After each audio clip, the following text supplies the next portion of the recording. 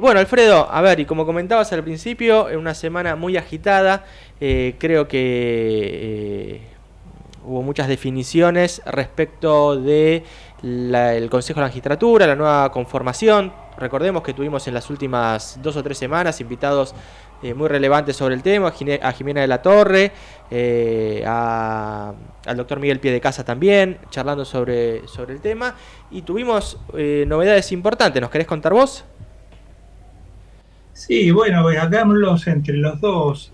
Una de las cuestiones que ocurrió recientemente fue que la Corte Suprema de Justicia dispuso que, digamos, la designación del senador Luis Juez, esto había sido unos días antes, ¿no? De Luis Juez era válida y no así la del senador Doniate.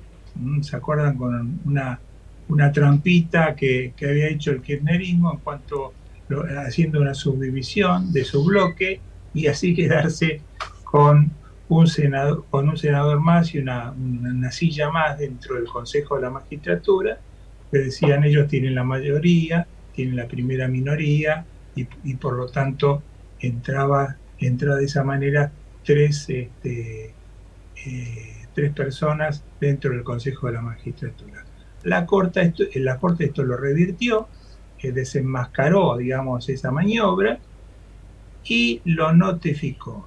Bueno, la noticia del día de ayer es que a pesar de esta situación, esta orden, esta resolución de parte del más alto tribunal de la República, que es la Corte Suprema, el Senado de la Nación dispuso y envía los nombres de los legisladores designados por el Senado y ahí incluye nuevamente al senador Doñate y no al senador Luis Juez. Bueno, ahí se genera un conflicto. Evidentemente hay un conflicto de poderes porque la Cámara de Senadores no respeta o no atiende la resolución de la Corte y ahora viene la siguiente etapa que es el interrogante que se plantea, es decir, ¿qué va a pasar dentro de próximos días? Creo que la semana que viene se tiene que producir el juramento de los y nuevos integrantes y la composición nueva del Consejo de la Magistratura y a quién se le va a tomar juramento dentro de estas dos opciones. Ahí va a estar un poco el problema, el resto de las personas designadas no hay inconveniente, pero aquí está la duda que va a ser. Y Alfredo, ¿cuál Porque es el tu juramento, pálpito?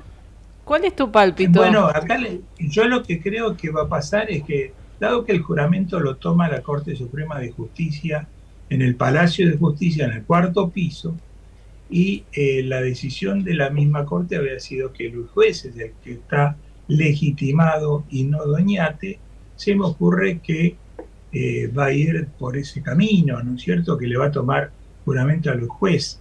Ahora, ¿qué va a ocurrir luego de eso? No sabemos. De cualquier forma, ya hace un rato, en el día de hoy, hay un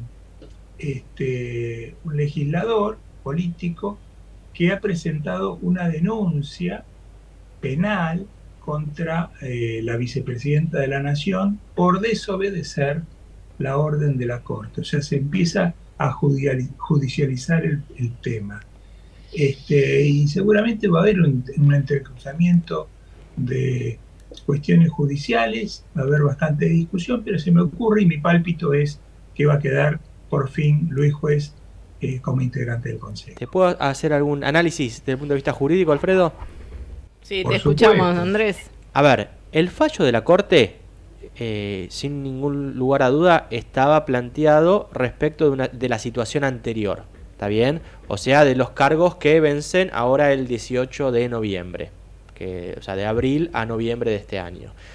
Desde ya que cualquier acción, es un análisis, un punto de vista, ¿no? Cualquier acción judicial, como esta denuncia que comentabas recién, que se haga en relación a ese periodo y el incumplimiento por parte del Senado de designar a alguien por ese plazo, creo que eran 6 días hábiles, me parece que puede llegar a tener alguna validez en la justicia, pero por el poco tiempo, de alguna forma se puede llegar a tornar abstracto. Yo creo que lo que va a pasar ahora es qué pasa si la Corte le toma juramento a Doñate. Ahí se va a presentar una nueva situación. Creo que, recordemos que el planteo de Luis Juez en el mes de abril fue rechazado por el juez de primera instancia y por la Cámara, y la Corte lo terminó dando vuelta y resolviendo, como vos bien mencionaste recién. Entonces, pero sí. No, sí. Lo que decía, que por ahí la Corte, en caso de que decida tomar juramento a los legisladores que plantea la presidencia del Senado ahora, tendrá que hacer una nueva denuncia por este nuevo periodo. Y ahí creo que la Corte podría intervenir directamente con una cuestión, con un per saltum, para evitar que pasen la cantidad de meses que pasaron de abril a noviembre, como pasó con el fallo ¿Qué anterior. sería un per saltum? Un per saltum es la posibilidad de la Corte de saltear instancias judiciales, primera instancia, segunda instancia, y abocarse directamente a resolver el caso de manera definitiva. Como para, generalmente se aplica cuando hay cuestiones institucionales de gravedad que requieran una intervención rápida de la Corte, y me parece que este podría llegar a ser un caso de esos, en caso de que obviamente... recordemos, la Corte tiene que respetar la división de poderes. Entonces, por un lado, en cuanto a la designación formal, como decía Alfredo, y la toma de juramento de los nuevos consejeros. Pero la Corte también tiene otra facultad, que ya es la propia judicial, que es la de resolver algún planteo, algún amparo o alguna medida cautelar que se plantee. Entonces, me parece que la Corte, como institución que debe tomar el juramento, no puede desoír al Poder Ejecutivo, en este caso la Cámara de Senadores, pero sí tiene la posibilidad porque ahí sí sería un escándalo en lo que es a la división de poderes, y la Corte, entiendo yo, estaría incurriendo en una situación irregular. Me da la sensación, obviamente habría que hablarlo con un constitucionalista que lo tenga más claro, pero la Corte está teniendo una doble función, y máxime cuando es el presidente de la Corte, también el presidente del Consejo de la Magistratura, conforme la ley que está en función hoy, que es la del año 2007. Entonces, tendríamos que ver qué es lo que finalmente termina pasando, pero me parece que la Corte tiene herramientas jurídicas para ir por un per saltum y ver si se puede resolver definitivamente la cuestión de esa manera, y que los que terminen judicializando la cuestión no sea siempre la oposición, sino algún planteo desde el oficialismo. Sí, o tal vez aparezca algún tipo de resolución complementaria dada la situación actual y antes del juramento, aclarando la cuestión, porque lo que se ha dado con la resolución anterior de la Corte, el caso Doñate y Juez, que lo planteó Juez y el otro senador que iba como suplente de Juez, es idéntica, la situación es idéntica. Vos decís que, y tenés razón, que corresponde al periodo anterior, pero ahora pasa exactamente lo mismo, es un calco, y la decisión de la Corte, yo creo que ya de alguna manera estableció una pauta que la hace explicable ahora también. Yo creo que va a haber algún tipo de novedad para evitar cualquier clase de sorpresas el día del juramento. Tal vez antes de eso la propia Corte se reúna y saque una aclaración al respecto para disipar toda duda que pudiera todavía permanecer. O, como vos bien decís, que alguien plantee algún recurso que seguramente lo van a decidir con gran premura para evitar cualquier tipo de sorpresas. Sí, totalmente. Es como decís vos, la situación es idéntica, pero por más que sea idéntica, es un periodo distinto, diferente, en el que se está haciendo las designaciones. Aquella designación primigenia de Doñate era abril-noviembre, y esta es por 4 años. Entonces hay una diferencia sustancial, y me parece que es donde tendrán que poner el foco, porque judicialmente no es lo mismo. O sea, políticamente podemos equiparar las situaciones, pero jurídicamente es distinto porque es otro periodo. Entonces ahí es donde creo yo que la Corte tiene que estar rápida de reflejos y abocarse con un per saltum y resolver rápidamente. Recordemos también que estamos en la víspera de empezar el Mundial, en la víspera, o sea, de Año Nuevo, Navidad, en la víspera de la feria judicial. Y recordemos también esa frase completamente desubicada de un funcionario diciendo que importa más el mundial que la inflación, ¿no? Que la gente, que si la gente llega o no llega a fin de mes, bueno, es un problema secundario. Ana, no sé de quién es la frase, pero de que tenemos los dirigentes que nos merecemos, yo no tengo duda. A ver, y te aclaro algo, los dirigentes de la oposición y los del oficialismo, los dos por igual, tenemos lo que nos merecemos. Recordemos también la desafortunada frase de Mauricio Macri esta semana, cuando hablando de la selección alemana de fútbol, se refirió a los alemanes como una raza superior, o sea, propio de lo peor del nazismo, una idiosincrasia que ni los alemanes tienen hoy en su vocabulario. Así que tenemos lo que nos merecemos y no puede ser de otra manera. En este 2023 tenemos que cambiar la historia. Basta de lo que fue, de lo que está, sino buscar nuevas opciones. Bueno, Alfredo, tenemos otros temas, dale. Si abordamos otro tema, exactamente. Por ejemplo, el tema vialidad, ¿qué te parece, Andrés? Me parece bien, buen tema. ¿Querés comentar algo sobre eso? No, bueno, a ver, se retomó el juicio esta semana con posterioridad a los alegatos de todas las defensas y los fiscales Luciani y Mola ratificaron íntegramente su alegato de acusación y digamos, no tuvieron mucho para que agregar. De alguna manera, por decirlo finamente, los ningunearon a las defensas. Técnicamente hablando, es algo que pueden sostener su teoría del caso, su posición de acusación. Así que sobre eso va a versar, o sea, sobre esa acusación inicial que duró 8 o 9 jornadas hace unos meses atrás, va a tener que versar la sentencia definitiva que el tribunal termine adoptando. Alfredo. Claro, los fiscales efectivamente dijeron, Luciani en este caso, que con lo que habían alegado en su momento, esas 9 jornadas, era más que suficiente, estaban todos los temas, según ellos, perfectamente aclarados, no había nada que agregar al respecto, pero claro, había otro tema que sí estaba pendiente de respuesta por parte de la Fiscalía, que son los planteos de nulidad. Correcto. Que había, digamos, planteado algunos de los abogados defensores, especialmente el doctor Villanueva, creo que es el abogado de Lázaro Báez, si no me equivoco, que planteó una serie de nulidades, y fueron contestadas una por una en la jornada del día lunes, todas estas, dados los argumentos, expuestos las razones, y bueno, sobre eso tendrá que resolver el tribunal oral. Pero también, bueno, la pregunta es qué va a pasar ahora, ¿no? Porque el martes no hubo audiencia, generalmente hay lunes, martes y viernes. Este martes pasado no hubo audiencia, pero la pasaron, no sé si estoy errado, pero creo que para el lunes próximo, oportunidad en la cual todavía... El lunes es feriado, Alfredo. El lunes es feriado, entonces debe ser el viernes.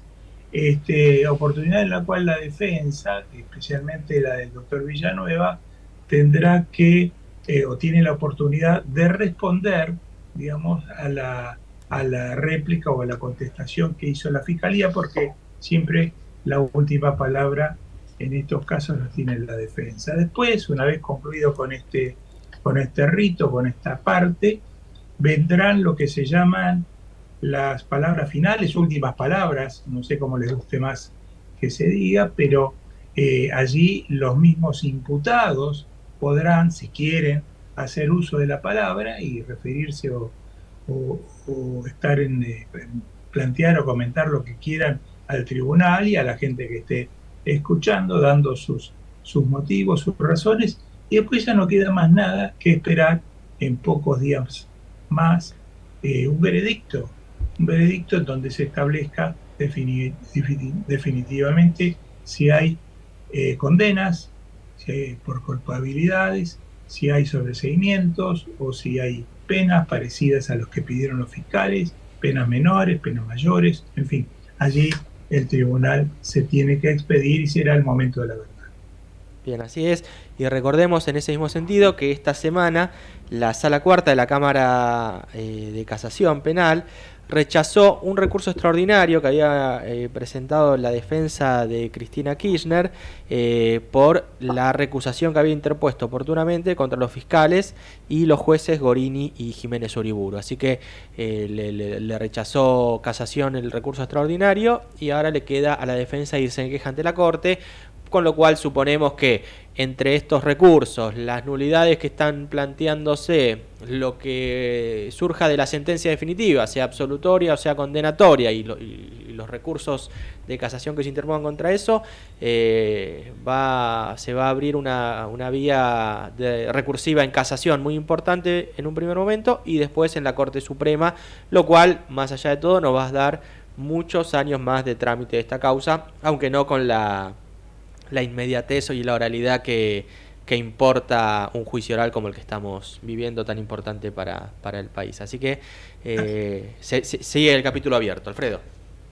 Andrés, ¿y qué te parece si comentás algo respecto a la causa Los Sauces Otesur, que sobre ella también ha habido y está habiendo novedades y las esperamos también para los próximos días? Sí, así es. A ver, recordemos, por empezar, desde el punto de vista estratégico, que esta es una de las causas que más le preocupa a la familia presidencial o de la vicepresidenta, porque no solamente están involucrados Cristina Kirchner y otros empresarios allegados a Néstor Kirchner y a toda la familia, sino que están involucrados directamente sus dos hijos, Máximo y Florencia.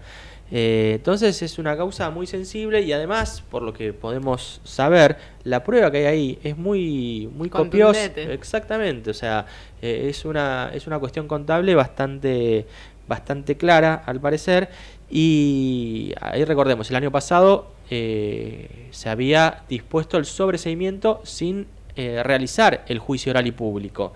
Y ahora lo que está viendo son las audiencias en la Cámara de Casación, donde el fiscal concretamente solicitó que se revoque la sentencia de sobreseimiento, la resolución de sobreseimiento, y se disponga la realización del juicio oral y público para, por un lado, la Fiscalía poder realizar su tarea formal de acusación, que es el centro de toda investigación penal, y que la ciudadanía pueda conocer qué es lo que realmente se está tratando allí. Así que en breve tendremos también, entiendo yo, alguna novedad rutilante por esos lados.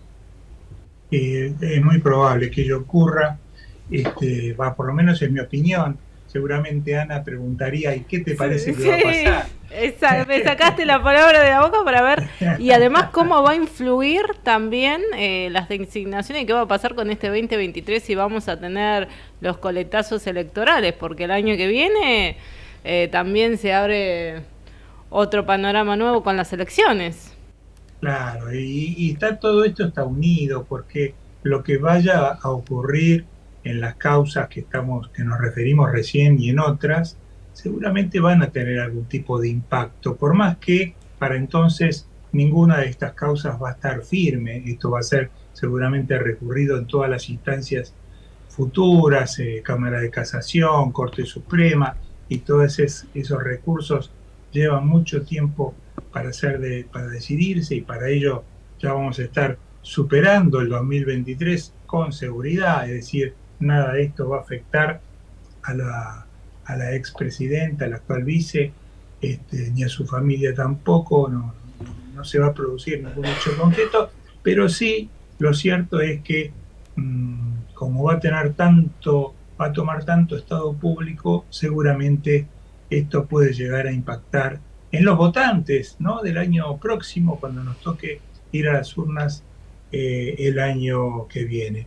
Y si me permitís, Andrés, yo quisiera hacer un comentario de una causa quizás un poco más olvidada, no tan actual, pero que sí produjo gran repercusión en el día de ayer, en donde se estableció en el expediente que se le sigue al exfuncionario kirchnerista Carlos Liuzzi, se le sigue una causa por enriquecimiento ilícito desde hace ya unos cuantos años, debe ser 8 o 9 años, ya no sé, perdí un poco la cuenta de la cantidad de años. Allí esta causa, que inicialmente la tuvo a su cargo el juez Rodríguez, el juez federal, dictó sobreseimiento, hubo planteos, hubo recursos, porque a pesar de que los peritajes comprometían en aquel entonces ya a Liuzzi, que no podía justificar su incremento patrimonial o el incremento de su patrimonio, bueno, después se la quitaron, la Cámara de Casación, la Cámara Federal le quitó la causa y le tocó por sorteo al juez Martínez de Giorgi. Y el día de ayer se conoció la sentencia dictada por Martínez de Giorgi, en donde curiosamente toma la decisión de sobreseer sin que exista un peritaje donde haya intervenido un perito oficial de la Corte con un pronunciamiento final. Nosotros dijimos antes que sí había unas pericias anteriores. Efectivamente había 3 pericias anteriores y de todas ellas el perito de la Corte dejaba grandes dudas porque no se podía justificar el patrimonio. Bueno, ahora este juez, Martínez de Giorgi, lo que hizo es sobreseer sobre la base de un informe pericial contable que realizó el perito ¿de quién? El perito de Liuzzi. Liuzzi, a través de su perito contador, pudo expresarse en un informe solo, sin hacerlo en forma conjunta con el perito oficial, que los incrementos patrimoniales estaban justificados. Y el juez tomó, no se le ocurrió nada mejor que tomar esa decisión del perito de parte y considerarla válida. En lugar de, tenía otras opciones, suponiendo que el perito oficial no pudiera responder, tenía algunos problemas de salud y demás, que no podía continuar con parte del trabajo, por lo menos debió el juez haber designado otro perito para que continúe y termine ese peritaje, pero nunca dejarlo en manos del propio imputado, ¿no es cierto? Y sus asesores, que en este caso es. Y Alfredo, te hago una pregunta para saber si vos lo tenés en claro, porque yo lo sospecho, pero no lo tengo definido. ¿Este sobreseimiento fue por prescripción, por el paso del tiempo y la pérdida del derecho del Estado a seguir una imputación penal, o fue por una cuestión de fondo? Sí, se dieron ambas cosas. Está muy bien la pregunta y es válida la aclaración. La sentencia dictada ayer dice que sobresee a Carlos Liuzzi. Directamente dicta un sobreseimiento. Pero dentro del desarrollo de la sentencia menciona que a fines del año pasado, del 2021, se habría cumplido el periodo, digamos, de prescripción, que es de 6 años para enriquecimiento ilícito, porque es la mayor pena que se puede llegar a aplicar, y que por eso estaba prescripto. ¿No? Pero no es que se decidió por prescripción, se decidió sobreseerlo, sin más. Y hay una mención, como te dije, relativa a la prescripción, pero es solo una mención. Está bien, pero a ver, desde el punto de vista jurídico y técnico, si una causa está prescripta, o sea, que ya pasó el tiempo que la ley permite para que ese delito se investigue, es una cuestión de orden público y el juez lo tiene que hacer, incluso, o sea, en el análisis que hace del sobreseimiento, la prescripción es el primer inciso del artículo 336 que prevé la prescripción, y el juez tiene que resolver primero por esa cuestión. O sea, hay que atender a eso porque puede haber algún planteo. Sí, la lógica, pero de cualquier forma no nos olvidemos que se trata de una sentencia de un juez, digamos, por decirlo de una manera, de primera instancia. Esto seguramente, probablemente, hay dudas de que el fiscal de juicio, el fiscal de primera instancia, no de juicio, sino de primera instancia, que es el doctor Ramiro González, hay dudas de que decida y lleva a cabo la apelación. Porque este es un tema, en el fondo, una cuestión política, una cuestión de esas que hacen dudar mucho, porque si bien los momentos políticos van cambiando, resulta que en muchas ocasiones, y esto es muy lamentable, las distintas cabezas de los diferentes partidos a veces se ponen de acuerdo para hacer cambio de figuritas y a través de los jueces de su confianza, bueno, lograr cosas como esta. Es muy raro este sobreseimiento, más allá de la razón que se esgrima y lo que se escriba en la sentencia. Es muy, pero muy llamativo y muy raro. Es un tema más político que técnico, porque ya sin una pericia contable oficial no es posible, no existe la posibilidad de dictar una sentencia. Debió haber conseguido ese peritaje el juez de una manera o de otra. Nos quedan 2 minutos de programa, Alfredo, pero recordemos algo. Esta causa, seguida contra Liuzzi, es una de aquellas que vinculadas... A ver, hagamos un poco de memoria. En el año, si no me equivoco, 2013, hubo un allanamiento en una mutual, que era una mutual, pero escondía atrás una casa de cambio, supuestamente, donde se lavaba dinero, donde se hizo un allanamiento y el titular de esa mutual se comunicó con Carlos Liuzzi, y Liuzzi se comunicó con el juez Norberto Yavervide, fallecido, y a través de esa cadena de comunicaciones se suspendió el allanamiento, ese que se estaba llevando a cabo. Después derivó en, bueno, como dijo Alfredo, el apartamento del juez Luis Rodríguez, que era el que había ordenado esas medidas. No, él finalmente tuvo la cosa, pero no había sido Yavervide, exacto. Pero después también esa causa pasó al juego de Martínez Di Giorgi. Así que, como dice Alfredo, tiene todos los condimentos políticos lamentablemente de actores por ahí un poco hoy ya relegados, no tan centrales de la historia política moderna, pero sí que en ese momento eran centrales, como Carlos Zanini, Carlos Liuzzi o Yavervide, ¿no, Alfredo? Tal cual es así. Y lamentablemente el condimento político pesa, y pesa mucho.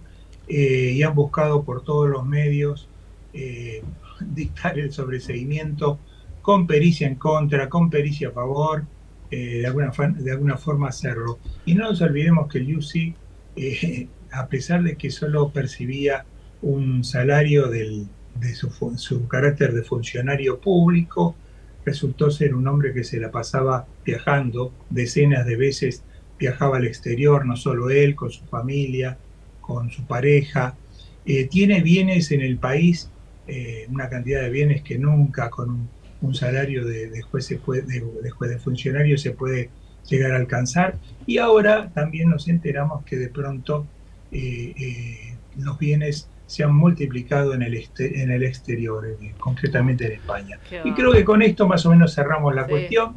Y ya nos estamos yendo y se nos acabó el programa. Así que saludos, nos vemos la próxima. Hasta la semana que viene ya con el Mundial iniciado. Adiós.